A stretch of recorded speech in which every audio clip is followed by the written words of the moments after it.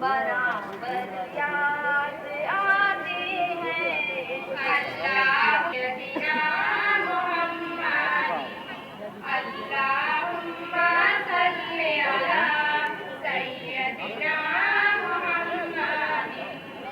हमारी बुज़दिली तब्दील हो जाती है जुर्रत से, हमारी बुज़दिली तब्दील हो जाती है जुर्रत से, जो है बर याद आता है, जो है दरियात आते हैं अल्लाहुम्मा सल्ली अला सैयदना मुहम्मद अल्लाहुम्मा सल्ली अला सैयदना मुहम्मद अल्लाहुम्मा सल्ली अला सैयदना मुहम्मद। न याद करना है, न याद करना है उसको, न भूल जाना है, न याद करना है उसको, न भूल जाना है। तमाम उम्र हमें दिल को आज़माना है, तमाम उम्र हमें दिल को आज़माना। भड़क रही है,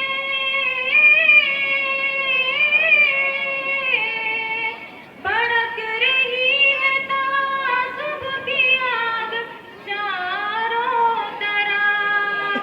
अब अपने घर को नहीं, अब अपने घर को नहीं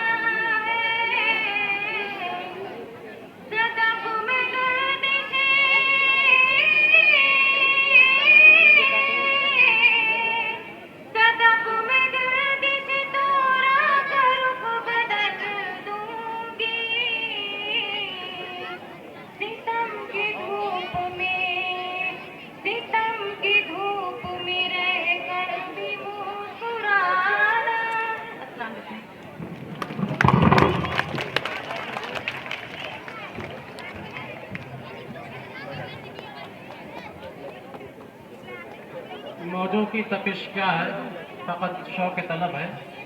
मौजों की तपिश क्या है, फ़कत शौक़ तलब है। पीना जो सदफ़ में है वो नेमत है खुदादार। ये थी सदफ़ जो आपके सामने गज़ल लग रही थी। बहुत ही खूबसूरत अशार मुझे पसंद आया कि चराग शब में जहाँ आंसुओं के जलते हैं, चराग शब में जहाँ आंसुओं के जलते हैं, उसी गली में हमारा गरीब खाना है। मोहतरम सामीन, शैतानुर्रजीम, बिस्मिल्लाहिर्रहमानिर्रहीम। अंतुमुल आलौना इन कुंतुम मुमिनीन। अपने मन में डूबकर पाजा सुराग़े जिंदगी, अपने मन में डूबकर पाजा सुराग़े जिंदगी। तू अगर मेरा नहीं बनता न बन अपना तो बन। जनाब सदर मजलिस, आली मकाम प्रिंसिपल साहब, मोहतरम साहब कराम और मेरे अजीज साथियों, अस्सलामु अलैकुम। अजीज साथियों, आज मुझे जिस मौजू पर लफ्ज़ का मौका मिला है वो है मुसलमानों की तबाही और उसका इलाज। आइए इस मौजू के तहत हम अपने शानदार माजी पर एक नजर डालकर अपने मुस्तक़बिल की तामीर और तरक्की के सामान तलाश करें। कुरान करीम में रब्बुल जलाल ने इरशाद फरमाया, अंतुमुल आलौना इन कुंतुम मुमिनीन, तुम ही सरबुलंद रहोगे अगर तुम मोमिन हो। इस इरशाद बाई ताला में हमारी पूरी तारीख मुख्तसरन बयान कर दी गई है। तारीख के सैकड़ों वाक़यात बताने के लिए काफ़ी है कि जब भी हमारा रिश्ता अल्लाह से और उसके दीन से मजबूत रहा तो कामयाबी और कामरानी ने हमारे कदम छूमे। मगर इस रिश्ता में किसी किस्म की कमजोरी आई तो इज्जत और रिफात के आसमान से जिल्लत और पेशी के गान में जा गिरे। तारीख हमारे सामने जंग बदर की मिसाल पेश करती है कि वो 313 थे तो लड़ता था जमाना, वो 313 थे तो लड़ता था जमाना। आज हम करोड़ों हैं तो करते हैं गुलामी, आज हम करोड़ों हैं तो करते हैं गुलामी। जंग बदर में कामयाबी सिर्फ इसी रिश्ता की मजबूती की बुनियाद पर हुई, वरना कामयाबी होती तो कुफ्फारे मक्का को होती, क्योंकि कुफ्फारे मक्का तकरीबन 1000 थे और असलहे से भी लैस थे। इनमें अबू जहल, खालिद बिन वलीद, उमैया बिन खल्फ जैसे सूरमा भी थे। मगर मुसलमान बेसर और सामान की हालत में कुल तादाद 313 थी। जंग के अंदर जितनी भी चीजों की जरूरत पड़ती है वो सब कुफ्फारे मक्का को हासिल थी। मगर जब जंग शुरू होती है तो कामयाबी और फतह मुसलमानों को होती है। कुफ्फारे मक्का अपने साथी कत्ल होते देखकर मैदान जंग छोड़कर भाग जाते हैं और मुसलमानों को एक ऐसी फतह मिलती है जिसको कभी तारीख फरामोश नहीं कर सकती। मगर अफसोस, सद अफसोस, आज जहां देखें जिस तरफ देखें मुसलमान खौफनाक तूफान में घिरे हुए हैं। चारों तरफ से दुश्मन कौम की अलगार है और मुसलमान खुद आपसी खाना जंगी का शिकार है। हजरात, आज हम और आप अंदलुस को नहीं जानते, जिसको आजकल स्पेन के नाम से जाना जाता है। वही अंदलुस अपने वक्त में मुसलमानों की सबसे बड़ी ताकत थी।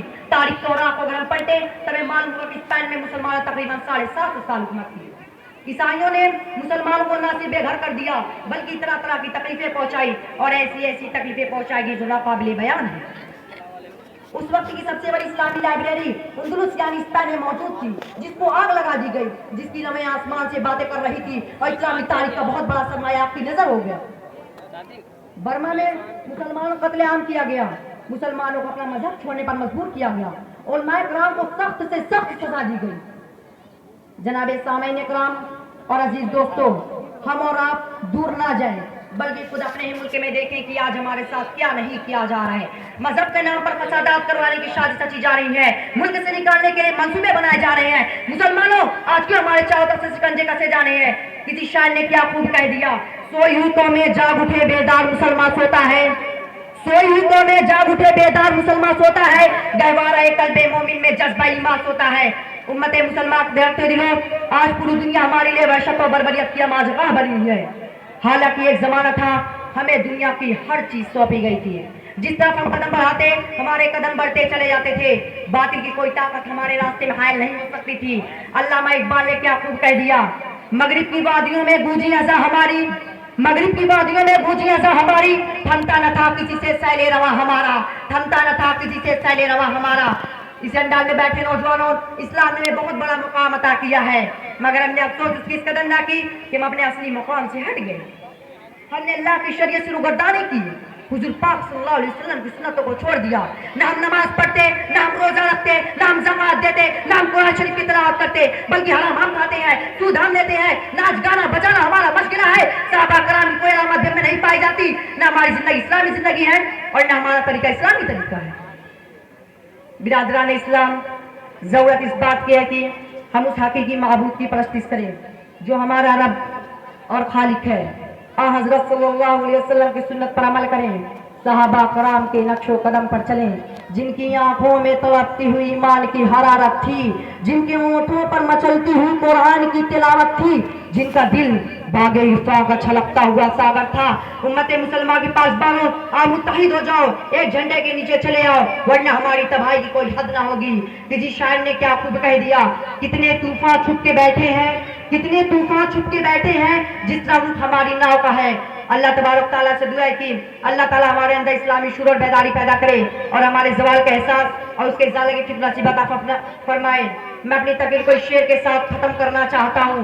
डूब जाओगे अगर एक भी सुन्नत छूटी, डूब जाओगे अगर एक भी सुन्नत छूटी, तैरना सीख लो सैलाब है आने वाला, तैरना सीख लो सैलाब है आने वाला। वाक़िद तबाना अल्हम्दुलिल्लाहि रब्बिल आलमीन।